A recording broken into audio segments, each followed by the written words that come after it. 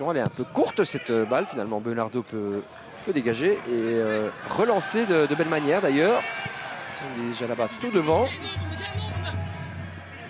Amala va centrer avec Lee pour remiser. C'est bien fait ça. Deuxième possibilité déjà pour Tubize.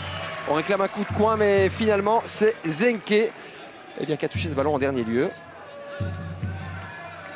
Tubize, en bonne disposition dans ses premières minutes.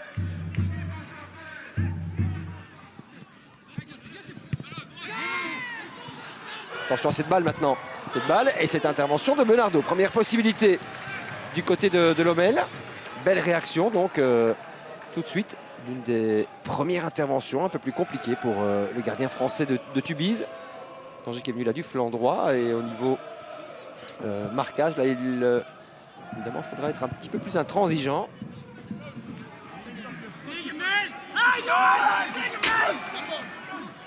Je me demande si on est presque pas un peu trop près du but là pour jouer ce coup franc du côté de Tubize.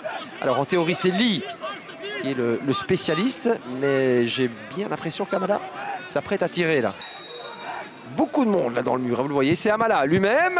Oh là, ce ballon a été dévié ou pas? Ah, finalement, avec un peu de réussite, Bertrands évite le premier but de ce match. Et qui est contré. Alors, il va falloir revoir cela.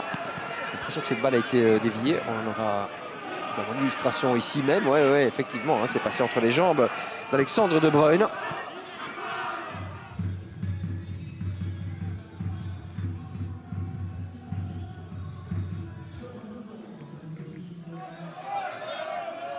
La touche de Goossens. Ballon prolongé par Gueroui. Bertiens. Bertiens assez effacé aujourd'hui. Hein. C'est vrai dans un rôle un petit peu spécial et un petit peu incongru. Avec une relance de Bernardo un peu catastrophique. Et Bertiens qui a bien failli ouvrir le score dans cette rencontre. Bernardo. Allez, attention parce qu'après la petite boulette là tout à l'heure, qui était due au terrain. Et bien là, franchement, la relance était presque suicidaire de la part du gardien français de Tubize. Platje, Bertiens qui a voulu placer ce ballon, ça passe à côté heureusement.